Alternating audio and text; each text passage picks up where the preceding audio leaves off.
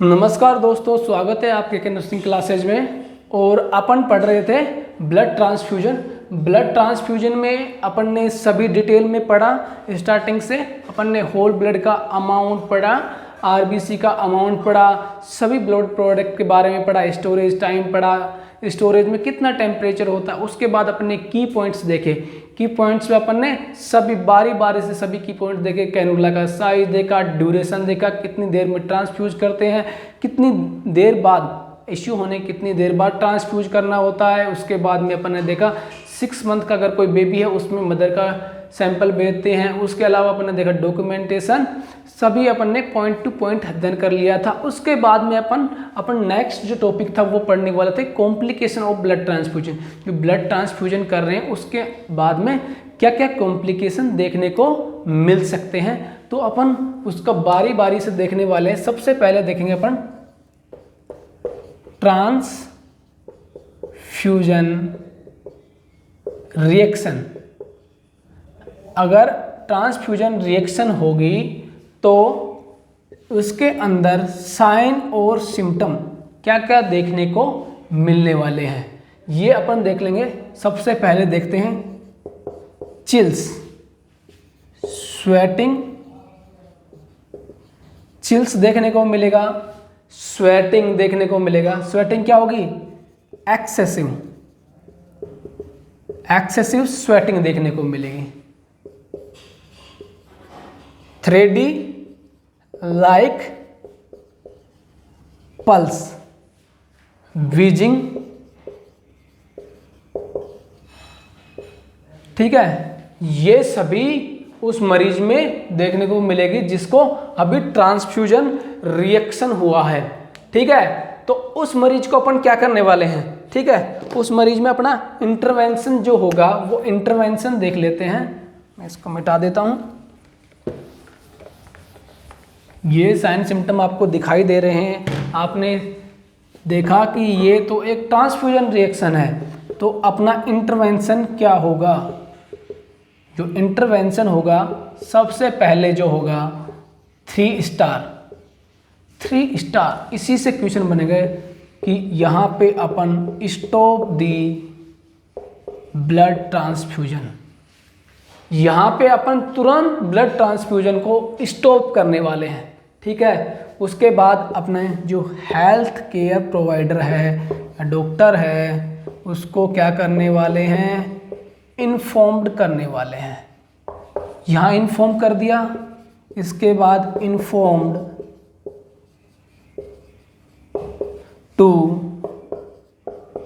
Blood bank.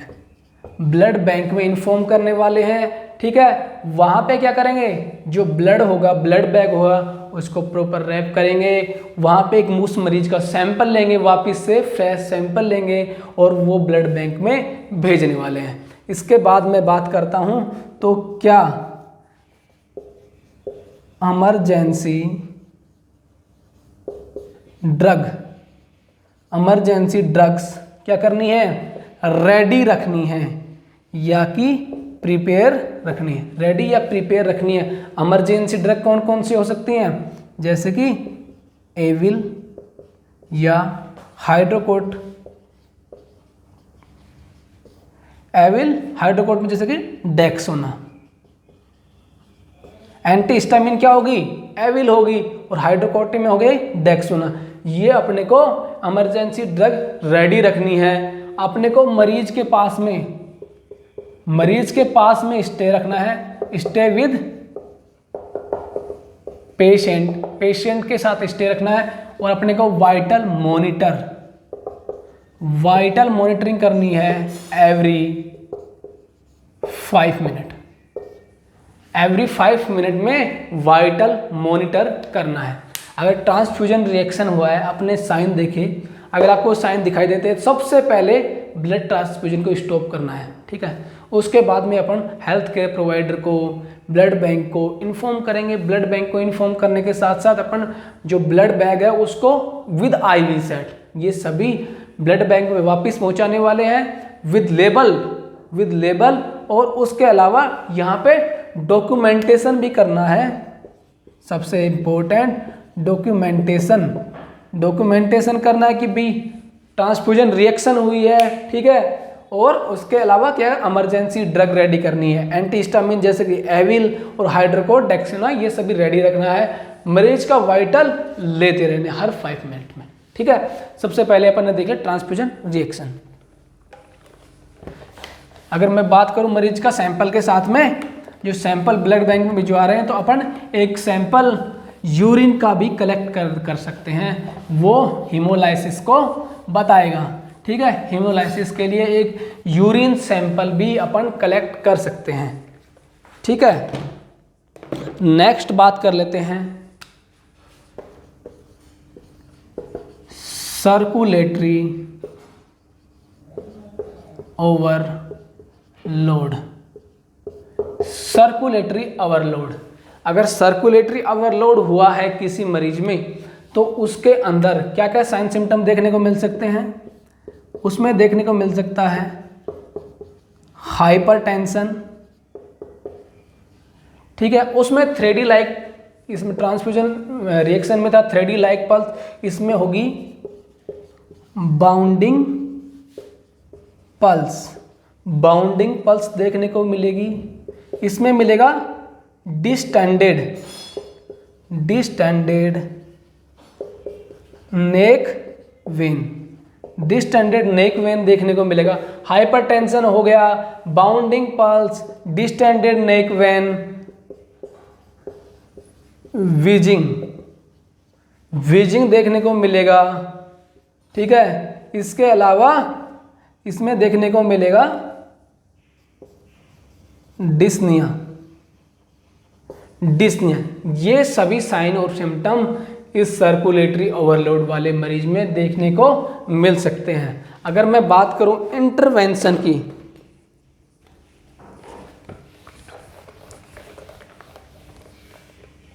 अगर मैं intervention की बात करता हूं दोस्तों,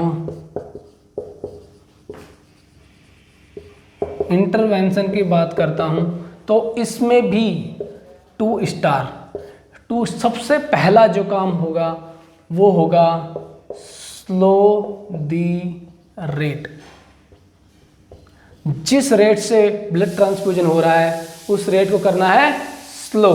उसके बाद अपने को करना है notify the health care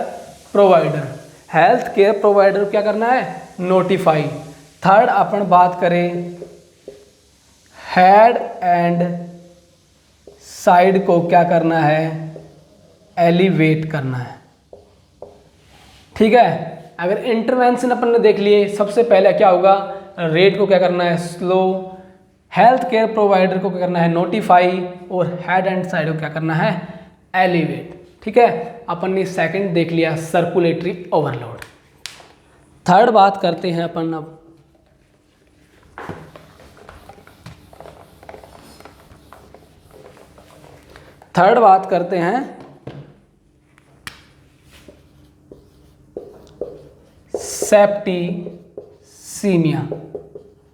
septicaemia. Blood के अंदर इन्फेक्शन क्या कहलाता है, सेप्टिसीमिया। इसके अंदर क्या साइन देखने को मिलेगा, सभी को पता है जब इन्फेक्शन होता है तो टेम्परेचर बढ़ता है, तो इसमें क्या होगा, टेम्परेचर बढ़ेगा, ठीक है। इसके अलावा नोजिया और वोमिटिंग देखने को मिलेगा। इसके अलावा हाइपोटेंशन देखने को मिलेगा, और हो सकता है शोक देखने को मिल सकता है। और इसके अंदर सेप्टिसीमिया में क्या होगा, सेप्टिक शोक। मरीज इन्फेक्शन की वजह से शोक में भी जा सकता है, तो इसके अंदर कौन सा शोक देखने को मिलेगा, सेप्टिक शोक। ये सभी साइन और सिम्टम देखने को मिल सकते हैं। अब बात करें इंटरवेंशन की, तो इंटरवेंशन में इसमें कुछ खास नहीं है। सबसे पहले तो ब्लड जो ट्रांसफ्यूजन हो रहा है उसको करना है स्टॉप, और जो हेल्थ केयर प्रोवाइडर है उसको करना है नोटिफाई, ठीक है। तो अपन ने तीनों देखे। सबसे पहले ट्रांसफ्यूजन रिएक्शन, फिर उसके बाद सर्कुलेटरी ओवरलोड, और थर्ड देखा अपने सेप्टिसीमिया। ठीक है, अब बात कर लेते हैं नेक्स्ट फोर्थ की, वो है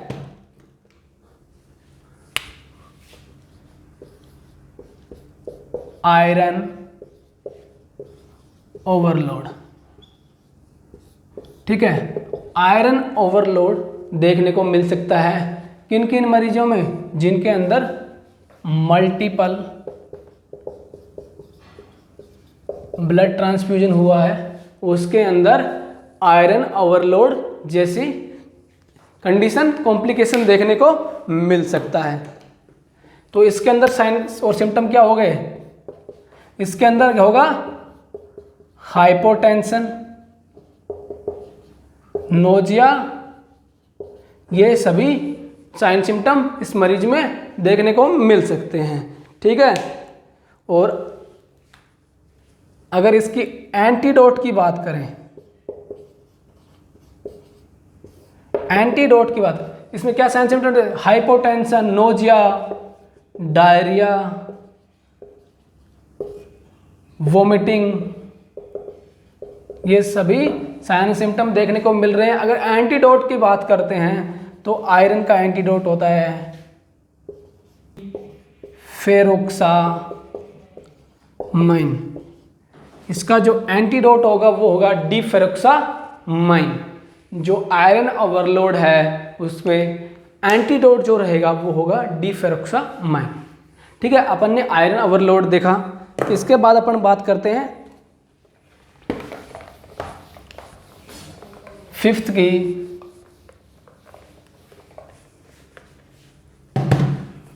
वो है हाइपोकैल्सीमिया। हाइपोकैल्सीमिया अपन ने जब ब्लड ट्रांसफ्यूजन में पढ़ा था उस टाइम अपन ने प्रिजर्वेटिव में पढ़ा था CPDA, उसमें C का मतलब था सिट्रेट, और सिट्रेट क्या कर रहा था, कैल्शियम को बाइंड। तो अगर किसी मरीज को हाइपोकैल्सीमिया हो रहा है उसका कारण क्या है, ब्लड के अंदर सिट्रेट है जो कैल्शियम को बाइंड करता है, तो उसका कारण अपने को पता चला ड्यू टू सिट्रेट। सिट्रेट की वजह से हाइपोकैल्सीमिया देखने को मिलता है। अगर मैं इसकी बात करूं तो 3 ब्लड ट्रांसफ्यूजन के बाद में, 3 जो ब्लड ट्रांसफ्यूजन उसके बाद में डॉक्टर की एडवाइस के बाद में कैल्शियम ग्लूकोनेट इंजेक्टेबल लगाया जाता है। ठीक है, तो इसका इंटरवेंशन भी ये हो गया, कैल्शियम ग्लूकोनेट इसका लगाना है 3 ब्लड ट्रांसफ्यूजन के बाद में। और बात करें तो जो रेट होगी उसको करना है स्लो, जो ब्लड ट्रांसफ्यूजन की रेट होगी उसको अपन स्लो कर देंगे। ठीक है,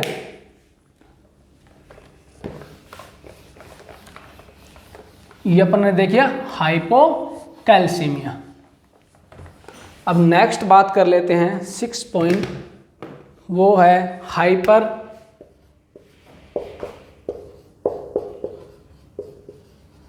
kalaemia. Hyper kalaemia, hyper kalaemia क्या होता है ये देख लेते हैं। हाइपर कैलेमिया मतलब पोटेशियम आयन बढ़ जाना, पोटेशियम आयन बढ़ जाना हाइपर कैलेमिया कहलाता है। कब कब बढ़ सकता है, अगर ब्लड जो ट्रांसफ्यूज कर रहे हैं वो क्या है, ओल्ड है। अगर वो ओल्ड है तो क्या होगा, अपन ने पढ़ा था सेल के अंदर क्या होता है, पोटेशियम आयन ज़्यादा होता है। तो जैसे जैसे सेल जो पुरानी होंगी वो टूटने लगेंगी और पोटेशियम आयन बाहर आने लग जाएगा। पोटेशियम आयन बाहर आएगा तो सीरम के अंदर क्या देखने को मिलेगा, पोटेशियम आयन बढ़ा हुआ। तो जो ओल्ड ब्लड है उसके अंदर क्या देखने को मिल सकता है, हाइपरकैलेमिया। तो इसका कारण क्या हुआ, old blood transfusion, old blood transfusion हो गया। ठीक है, कोई मरीज किडनी डिजीज, जिसको किडनी डिजीज है उसके अंदर भी क्या हाइपरकैलेमिया देखने को मिल सकता है। अगर बात करें इंटरवेंशन की, इंटरवेंशन में क्या देंगे, कैक्जिलेट देंगे। इसके अलावा मैं बात करता हूं तो मरीज को देने वाले हैं डेक्स्ट्रोज, साथ में इंसुलिन। डेक्स्ट्रोज के साथ में अगर इंसुलिन देंगे तो वो पोटेशियम को शिफ्ट करवा देगा सेल में, ठीक है। तो इंटरवेंशन में क्या हो गया, डेक्स्ट्रोज विद इंसुलिन, कैक्जिलेट हो गया। अगर कोई किडनी का मरीज है तो डायलिसिस हो गया, ठीक है। ये सभी इंटरवेंशन हो गए हाइपरकैलेमिया में, ठीक है। लास्ट बात करते हैं, सेकंड लास्ट, जो अगर ब्लड प्रोडक्ट अपन जा रहा है उससे डिजीज भी ट्रांसफ्यूज हो सकती हैं। 6 था, 7 आ गया है, डिजीज ट्रांसफ्यूजन, डिजीज ट्रांसफर या ट्रांसफ्यूजन। डिजीज ट्रांसफर भी हो सकती है, अपन ब्लड ट्रांसफ्यूजन कर रहे हैं उसके थ्रू जो भी ब्लड से रिलेटेड जो डिजीज हैं, और जैसे कि HIV वगैरह हो गया, ठीक है, ये सभी भी ट्रांसफ़र हो सकती हैं। तो इसके लिए सबसे पहले जो ब्लड ट्रांसफ्यूज करते हैं उसमें सैंपल लेते हैं, जिससे कि ब्लड जो डिजीज ट्रांसफ्यूजन है वो मिनिमम या बिल्कुल नेगलेक्ट कर दिया जाए। तो ये हो गया। इसके अलावा सिट्रेट की भी टॉक्सिसिटी देखने को मिल सकती है। अपन ने पढ़ा था प्रिजर्वेटिव में एक क्या था, सिट्रेट भी था। तो सिट्रेट टॉक्सिसिटी, सिट्रेट की क्या हो सकती है, टॉक्सिसिटी देखने को मिल सकती है। इसमें क्या होगा, अपन ने पढ़ा था कैल्शियम और इसके अलावा मैग्नीशियम दोनों आयन डिक्रीज हो जाएंगे। तो इसमें क्या करना है, इसमें भी slow the rate and notify the HCP, health care provider को नोटिफाई करना है। तो सभी कॉम्प्लिकेशन अपन ने देख लिए बारी बारी से, iron overload, hypocalcaemia, citrate, toxicity, hyperkalaemia, transfusion reaction, इसके अलावा सर्कुलेटरी ओवरलोड, ठीक है, आयरन टॉक्सिसिटी, ये सभी अपन ने देख लिए हैं, ठीक है। अगर अभी भी आपको कोई ब्लड ट्रांसफ्यूजन में कोई डाउट है तो वो हमें कमेंट कर सकता है, ठीक है। धन्यवाद।